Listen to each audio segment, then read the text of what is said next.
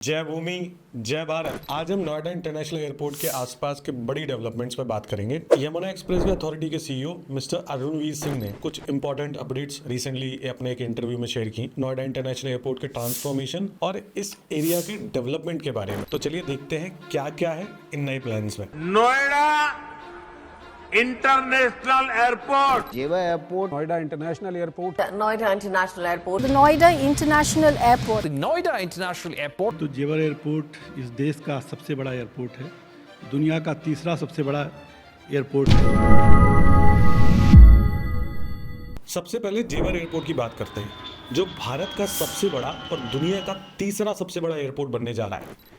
इस एयरपोर्ट में 6 parallel runways होंगे जहां से फ्लाइट्स उड़ान भरेंगी। ये एयरपोर्ट कितना बड़ा है इसका अंदाजा आप इस बात से लगा सकते हैं कि दिल्ली का इंदिरा गांधी एयरपोर्ट पर भी 2 ऑपरेशनल रनवे हैं, बाकी 2 क्रॉस रनवेज हैं। नोएडा इंटरनेशनल एयरपोर्ट का पहला फेज कंप्लीट हो चुका है, जिसमें runway, ATC tower and terminal building already तैयार है। पहली फ्लाइट की शेड्यूलिंग भी हो चुकी है और डीजीसीए से कैलिब्रेशन फ्लाइट की अप्रूवल भी मिल गया है। वहीं अगर आज आप इस एयरपोर्ट के पास जाकर देखेंगे तो आपको इंडिगो और आकाशा एयरलाइंस की फ्लाइट ट्रायल्स भी देखने को मिल जाएंगे आने वाले 15 दिसंबर तक। मिस्टर सिंह के मुताबिक ये एयरपोर्ट 17 अप्रैल 2025 तक ऑपरेशनल हो जाएगा और पहले दिन से 30 फ्लाइट्स ऑपरेशनल होंगी, जिसमें 25 डोमेस्टिक एंड 3 इंटरनेशनल और 2 कार्गो फ्लाइट्स होंगी। ये सिर्फ कार्गो एयरपोर्ट नहीं है, ये एक फुल फ्लेज्ड इंटरनेशनल और डोमेस्टिक एयरपोर्ट होगा विद ऑब्वियसली कार्गो फैसिलिटीज, जो पूरा बनने के बाद 225 मिलियन पैसेंजर्स को हैंडल करने की कैपेसिटी रखेगा। एंड मैं आपको बता दूं, फर्स्ट फेज के ऑपरेशन स्टार्ट होने के बाद ये एयरपोर्ट 5 मिलियन पैसेंजर्स को कैटर करेगा। यूपी गवर्नमेंट एंड येडा अथॉरिटी ने मिलकर एक बहुत शानदार योजना बनाई है इस एयरपोर्ट से उड़ान भरने वाली पहली कुछ फ्लाइट्स के लिए। इनॉग्रल फ्लाइट जो एयरपोर्ट ऑपरेशनल होने के बाद टेक ऑफ करेगी, वो एक स्पेशल इंडिगो फ्लाइट होगी। गवर्नमेंट ने इस एयरलाइन को लैंड ओनर्स के प्रति अपना ग्रेटिट्यूड दिखाने के लिए सिलेक्ट किया है। लॉन्च सेरेमनी के पार्ट के तौर पर इस फर्स्ट फ्लाइट में उत्तर प्रदेश के chief minister mister Yogi Adityanath ji और कुछ वीआईपीज भी होंगे, जो फार्मर्स के साथ उनकी फर्स्ट फ्लाइट जर्नी पर नोएडा से लखनऊ तक ट्रैवल करेंगे। फार्मर्स के योगदान के महत्व को दिखाने के लिए एयरपोर्ट से उड़ने वाली सेकेंड फ्लाइट कंप्लीटली उन्हीं के लिए डेडिकेट की गई है। इस फ्लाइट में टोटल 210 सीट्स होंगी और प्रायोरिटी उन फार्मर्स को दी जाएगी जिन्होंने डायरेक्टली अपनी लैंड एयरपोर्ट की कंस्ट्रक्शन के लिए दी थी। ये इनिशिएटिव इसलिए लिया गया है कि जिन लोगों ने भी एयरपोर्ट को रियलिटी बनाने में मदद की है, वही सबसे पहले एयर ट्रैवल का एक्सपीरियंस यहाँ से लें। नोएडा इंटरनेशनल एयरपोर्ट को बाकी सब कनेक्टिविटी मोड से भी जोड़ा जा रहा है ताकि यहाँ पहुँचने वाले लोगों को परेशानी ना हो। दिल्ली मुंबई एक्सप्रेसवे से कनेक्ट करने के लिए एक 100 मीटर चौड़ा 30 किलोमीटर लंबा एक्सप्रेसवे भी बनाया जा रहा है, जिसका लगभग 90% काम ऑलरेडी कंप्लीट हो चुका है, जिस पर ट्रैवल करके सिर्फ 20 मिनट में बल्लभगढ़ से नोएडा एयरपोर्ट तक आप पहुंच सकते हैं। वहीं जयपुर यहां से सिर्फ 2 घंटा 40 मिनट दूर ही रह जाएगा। इसके अलावा इंडियन रेलवेज पहली बार भारत के किसी एयरपोर्ट को एक अंडरग्राउंड रेलवे बनाकर 16 किलोमीटर दूर चोला रेलवे स्टेशन से कनेक्ट करेगी, जो अमृतसर कोलकाता रेलवे लाइन पर है। वहीं दूसरी तरफ से दिल्ली मुंबई रेलवे लाइन जो है उसको कनेक्ट करेंगे वो लोग उरी स्टेशन पर। आरआरटीएस यानी कि रैपिड रेल ट्रांसपोर्ट सिस्टम, जो दिल्ली से मेरठ के बीच में बन रहा है और आज उसके कुछ स्टेशंस चालू भी हो चुके हैं, आप ट्रैवल भी कर सकते हैं।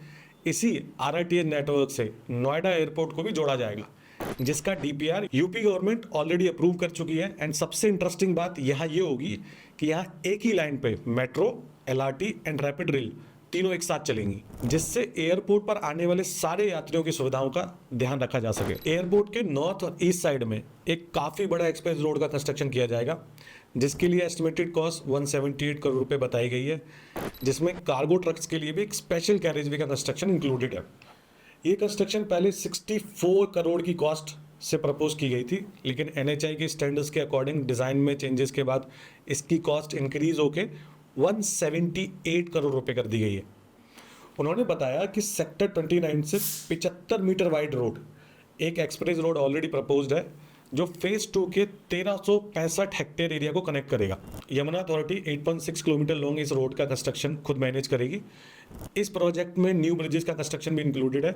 नोएडा और जेवर यानी कि नोएडा इंटरनेशनल एयरपोर्ट के आसपास के एरिया में ट्रैवल और कम्यूट को आसान बनाने के लिए नए एक्सप्रेसवे का निर्माण कराया जा रहा है। वहीं वृंदावन को यमुना एक्सप्रेसवे से कनेक्ट करने के लिए एक 6 लेन डेडिकेटेड एक्सप्रेसवे भी बनाया जाएगा और उस एक्सप्रेसवे से सिर्फ 6 मिनट में श्रद्धालु बांके बिहारी मंदिर पहुंच पाएंगे। और एक टूरिस्ट कॉरिडोर भी डेवलप किया जा रहा है जो जेवर से आगरा तक कनेक्ट होगा।